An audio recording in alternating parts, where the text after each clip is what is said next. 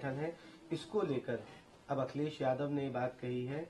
उनका कहना है कि जो लोग नफरत फैलाते हैं, फर्जी मुठभेड़ करते हैं और कानून के अनुसार काम नहीं करते हैं, मुझे बताएं कि क्या उनके लिए कोई और शब्द जिसका इस्तेमाल किया जा सकता है।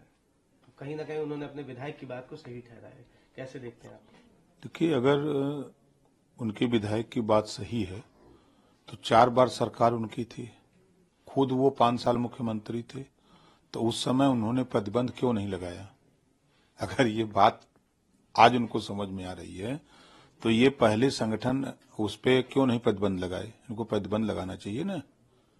जब सत्ता में रहते हैं तब ये सब चीजें नहीं दिखाई देती हैं। सत्ता से बाहर आने के बाद जब पावर रहता है तब तो ये काम नहीं करते हैं, और जब सत्ता से बाहर हो जाते हैं, पावर नहीं रहता है, तो ये अनर्गल अलाप पर लाग रहे हैं। एक और बड़ा अहम सवाल है, जिस तरह से संसद के अंदर ये बात कही गई थी कि अंबेडकर जी को लेकर के लगातार विवाद चल रहा था अमित शाह जी के बयान के बाद, उसको लेकर के आज कांग्रेस और बसपा अपना प्रदर्शन दर्ज कराएगी उत्तर प्रदेश के तमाम जगहों पर। वो तो खुली छूट है। ये कांग्रेस सब दिन तो बाबा साहब डॉक्टर अम्बेडकर का विरोध किया। बाबा साहब डॉक्टर अम्बेडकर जी गरीब, कमजोर, पिछड़े, दलित, अल्पसंख्यक के अधिकार को लेकर किससे लड़ते रहे? कांग्रेस से। और कांग्रेस बाबा साहब के विरोध करती रही आजादी से लेके, और जब बाबा साहब डॉक्टर अम्बेडकर जी चुनाव लड़े, 2 बार कांग्रेस ने हराया, तो मुस्लिम लीग से जीत के गए और मिनिस्टर बने। तब भी वो गरीब, कमजोर, पिछड़े, दलित, अल्पसंख्यक की ही बात कर रहे थे, अधिकार की बात कर रहे थे, तो कांग्रेस के लोगों ने नहीं माना, तो बाबा साहब डॉक्टर अम्बेडकर ने रिजाइन दे दिया। वही कांग्रेस जो संविधान को नहीं मानती,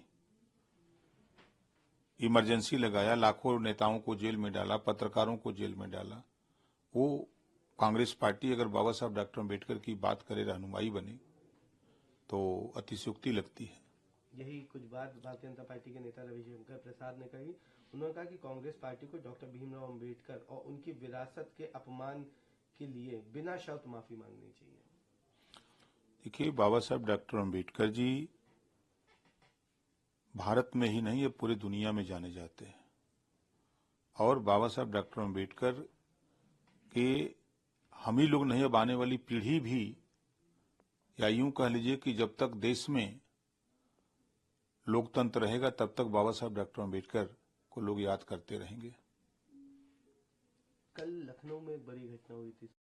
2 आरोपियों को जो है मुठभेड़ में पुलिस ने मार गिराया है, और इनकाउंटर को लेकर के उत्तर प्रदेश में हमेशा ही सवाल उठते रहे। अब अपराधी लूट के भाग रहा है, रोका जाएगा, नहीं रुकेगा तब तो फिर गोलियां चलेगी ना। तो गोली चलेगी तो गोली अगर लगेगी तो फिर अब उसको अगर कोई आरोप प्रत्यारोप करे तो ये तो गलत बात है ना। कहीं ना कहीं ये गलत नहीं है अगर इनकाउंटर अपराधियों के प्रति हो रहे हैं तो। भाई, अब पुलिस अब फूलों की वर्षा करेगी, अपराधियों को माला पहनाएगी कि भाई रुक जाओ। हैं? पुलिस के पास हथियार क्यों दिया गया है? चलाने के लिए दिया गया है कि टांग की शोभा करने के लिए दिया गया है? अगर कोई अपराधी उनके ऊपर अपराध गोली चलाता है तो वो अपना फूल की वर्षा करेंगे कि गोली चलाएंगे? तो जो पुलिस कर रही है वो सही कर रही है। एक आखिरी सवाल रहेगा सर, मानदंडों का उल्लंघन करने का आरोप लगाया गया, तो अब उसका जवाब देंगे वो। अगर वो संविधान के दायरे में गलत है तो उसका जवाब देंगे। बांग्लादेश को लेकर के भी तमाम बातें चल रही है। बांग्लादेश ने आधिकारिक तौर पे कहा है भारत से कि शेख हसीना को वापस किया जाए। शेख हसीना को जाना चाहिए ना, कि यहाँ कौन बंधक बना के रखा गया है? उन्हें शरण ले रखी है।